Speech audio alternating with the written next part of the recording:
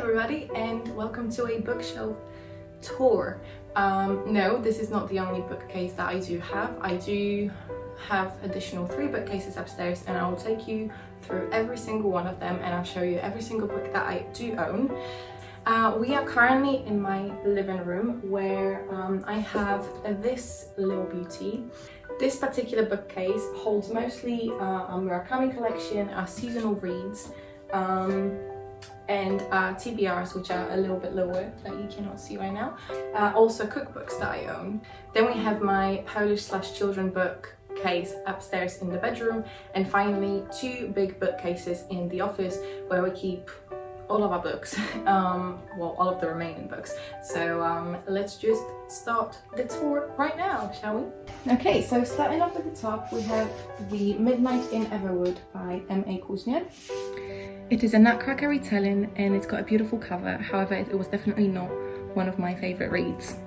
The next book that we have at the very top is How the Grinch Stole Christmas. This is my all-time favourite Christmas book that I read every single year. Moving on to the next shelf, we have Scandinavian Christmas, which is a collection of short Christmas stories. Little Women by Louisa May Alcott. I definitely enjoyed this classic, however it will not be one of my favourites. The next on the list is The Mistletoe Murder by P.D. James. This is a collection of crime short stories, and I read it last year and I really enjoyed it. The next book is The Lost Spells. It is not really a seasonal book, however it is a poetry book and we're trying to keep our poetry books downstairs.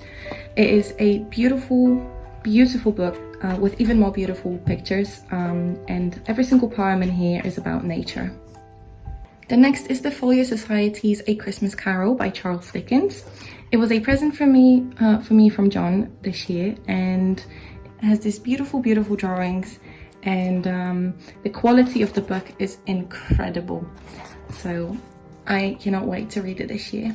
The next book is the newest J.K. Rowling's book called The Christmas Pig. I have not read it yet, and it's definitely on my list for this Christmas. It does have very pretty illustrations as well, and I cannot wait to read it. The next book is The Grimm's Complete Fairy Tales by the Brothers Grimm. It is the Canterbury Classics edition, and the reason why we're keeping it down here and not upstairs with the children's books is because the cover is actually so beautiful. It's got golden pages and some leaves that I kept in there to dry. Moving on to our Penguin Classics in black covers, we've got Jane Eyre, which took me over 10 years to actually reach out and read it. I did kind of enjoy it, however it was not any of my favourite classics. We then have Selected Poems by Alfred Lord Tennyson, and in case you didn't know, he's actually one of my favourite poets ever. The poems are very similar to the Shakespearean ones, however I find them much better than the actual Shakespeare poems. And then the final book from this shelf is Wuthering Heights by Emily Bronte. It was actually my favourite classic that I read a couple of months ago, and I cannot wait to reread it next year. Okay, so moving on to the lower shelf, we have the Haruki Murakami collection and just a Festive Hogfather by Terry Pratchett. So like I mentioned before, this is our Festive Hogfather by Terry Pratchett. It is on my list to read, and I'll probably start it during the next couple of days. It is a truly beautiful edition. We do have an additional copy of this one that John is currently reading, but this is just stunning. The next thing we have is Murakami 2020 Diary. This has been bought by John to match the collection of books, and the illustrations inside are truly beautiful. The next book is First Person Singular by Haruki Murakami, and this is one of the books that I'm really looking forward to read. Colorless Tsukuru Tazaki and His Years of Pilgrimage is definitely one of my favourite Murakami books that I've read. I highly recommend you give it a go, and this is what it looks like under the cover. This particular edition also came with some stickers, however we've never actually opened them up. The next book is Killing Commander Tori, and I haven't read it like majority of the Murakami books, but I definitely want to read it one day. And this is what it looks like under the cover. The next book that we have is this folio edition Kafka on the Shore. John really wanted to get it as it's one of his favorite novels by Murakami, and this is what it looks like. This is what the cover looks like. It's truly stunning. Then it also comes with these beautiful illustrations inside. We then have additional copy of colorless Tsukuro Tazaki and his Years of Pilgrimage. What I talk about when I talk about running. So this book is a little collection of short essays by Murakami about his daily routine, as far as I'm aware. Men Without Women was the first book that I read by Haruki Murakami, and I really enjoyed it. It is a collection of short stories about men without women. I read After the Quake by Haruki Murakami a couple of weeks ago when I did a little readathon. However, I did not enjoy this series of short stories at all. Sputnik Sweetheart is the next book by Haruki Murakami. I have no clue what this book is about as I haven't read it like the next few Murakami books. The next book is 1Q84 or 1084 or 1084 or I'm not really sure how to pronounce this book, but I definitely want to read it at some point as well. We then have Dance Dance Dance, South of the Border, West of the Sun, another edition of Kafka on the Shore, Hard-Boiled Wonderland and the End of the World, The Wind-Up Bird Chronicle, and then finally another one of my favorites, which is Norwegian Wood. This is a TBR shelf. That being said, like you've seen a second ago, I have not read every single book that we have. However, this bookshelf holds TBRs for the next couple of weeks, or the books that we really want to read in the near future. We have Star Wars. This book was bought by John, and I will not be reading that. Bioshock Rapture by John Shirley. Jordan Peterson's 12 Rules for Life. If Cats Disappeared from the World by Genki Kawamura. It is actually one of my favorite reads of 2021, and I highly recommend you give it a go if you can. It is very short, it has 200 pages and talks about very important topics of living without things. Resident Evil: The Umbrella Conspiracy by S.D. Perry. A Game of Thrones by George Martin. I've been meaning to reread Game of Thrones for quite some time now, and I'm hoping that I'll be able to start in 2022. Moju by Alex Feby. The City of Brass. I must say that this book has been on my TBR for I think about 4 months, and I'm really hoping that I'll be in a mood to read it in January. Good Omens by Terry Pratchett and Neil Gaiman. I hate Terry Pratchett and Neil Gaiman. I mean, I've read just like a couple of books from each author, and I really did not enjoy either of those. So this duet is my nightmare. However, it is on a list of 100 books that you should read before you die. I think it's the BBC list. So I will give this one a go. And this is a very pretty edition. Treasure Island by Robert Louis Stevenson. I think it's another one of the books that we need to read before we die on the BBC's 100. And it is a penguin cloth-bound classics. Earthsea. I tried reading this book and sadly I did not enjoy it. However, John is really looking forward to reading this one. V2 by Robert Harris. Unfinished Tales by J.R.R. Tolkien. It's one of these books that I started reading many years ago and I've never actually finished, so a reread or just a read is long overdue. I've also had this book for about 14 years now. Stephen King, Misery.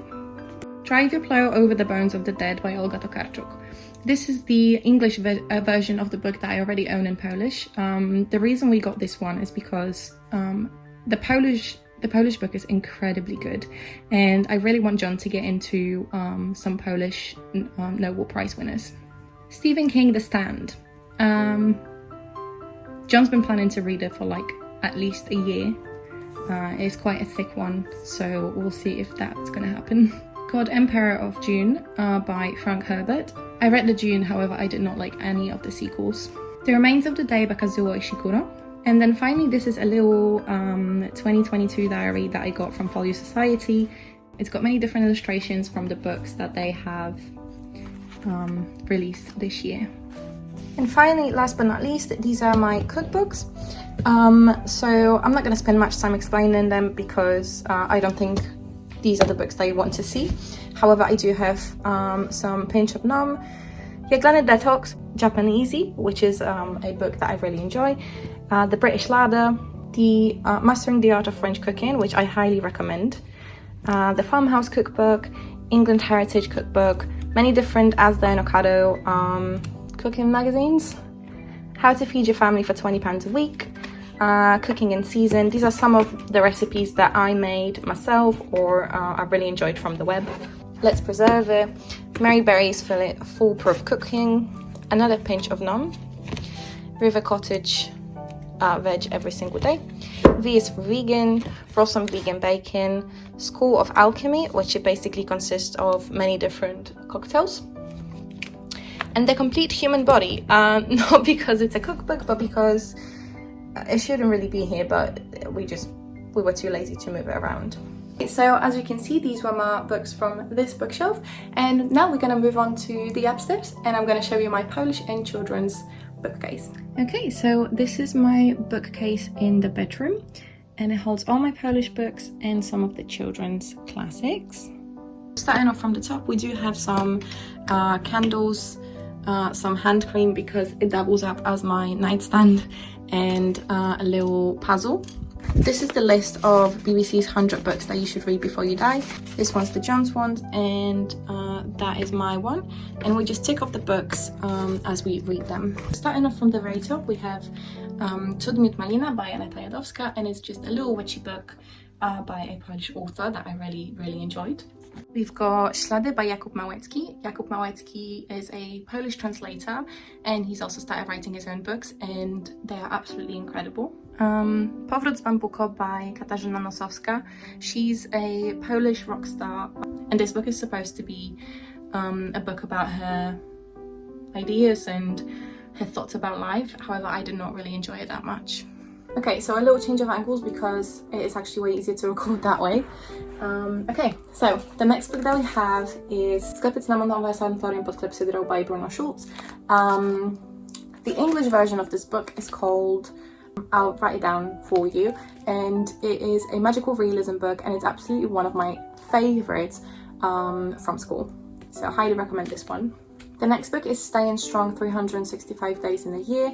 I got this as a Secret Santa present when I was 16, and I really enjoyed it. It is a collection of little quotes for every single day of the year. Yeah. Surrender by Amanda Quick, or like the Polish title means, Ryzykantka. It is a historical romance. It is a book that I got when I was 15 or 16, I think. I don't really read romance anymore, and this book contains a lot of explicit scenes, so sometimes we like to read them on a group chat just to laugh a little bit about the absurdity of this book. The next one is Krew Elfów by Andrzej Sapkowski, one of the Witcher's books, and I tried reading it because I tried really hard to get into the whole Witcher series, and you know, I should appreciate this as it's a fantasy and it's very popular and it's from Poland, but I did not really enjoy it. Maybe I'll enjoy the other books. One of my Polish friends told me that I should try reading The Witcher in English because it's actually much easier apparently. Harry Potter i Książę Półkrwi by J.K. Rowling, and this is one of the books that I got when it premiered in Poland.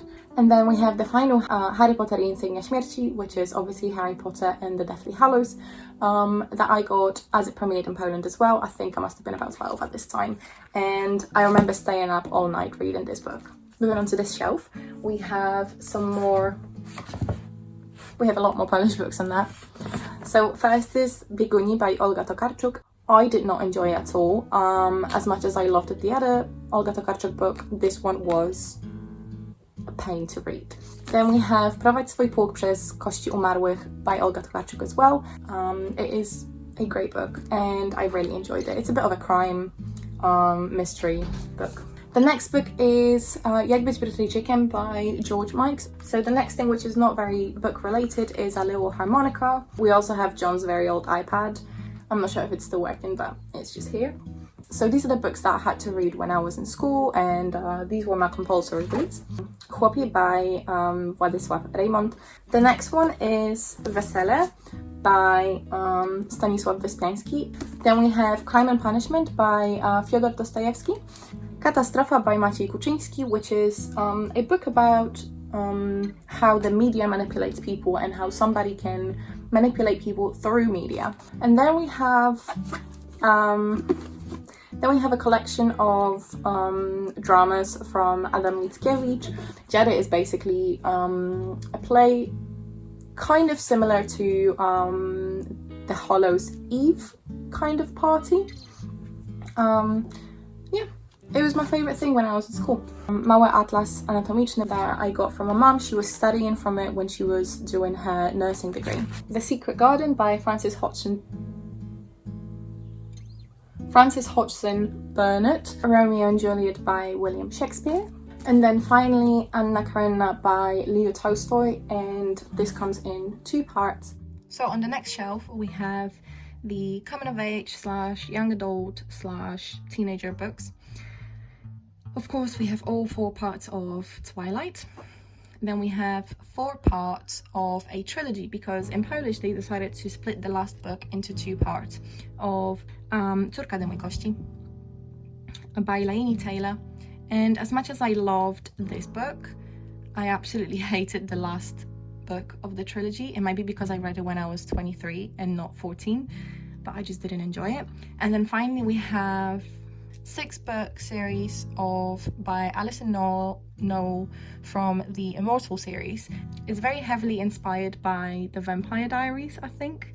The Magician's Nephew by C.S. Lewis, and that's just the first part of the Narnia series. The Spiderwick Chronicles, which is the first book of however many books they wrote in the Spiderwick Chronicles. However, I very much enjoyed it. And the drawing style is just incredible in that.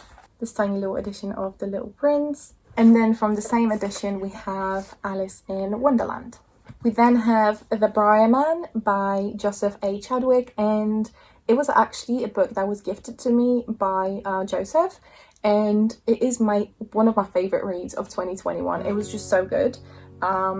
It's a little children's fantasy book. However, if you love Harry Potter, you might very much enjoy this one. Anne of Green Gables by Ellen Montgomery, and then finally Anne of Avonlea. And now moving on to the very, very bottom of this bookcase that you cannot see either. Polish Tutor Grammar and Vocabulary Workbook, and that is actually Jonathan's because he's trying to learn Polish. And then we also have Harry Potter and the Chamber of Secrets. This book we bought I think about a month or 2 ago, and we're trying to get through a page every single day so that John can learn how to read Polish. Okay, so we are done with the bedroom, and now we can move on to my 2 massive bookcases in the office.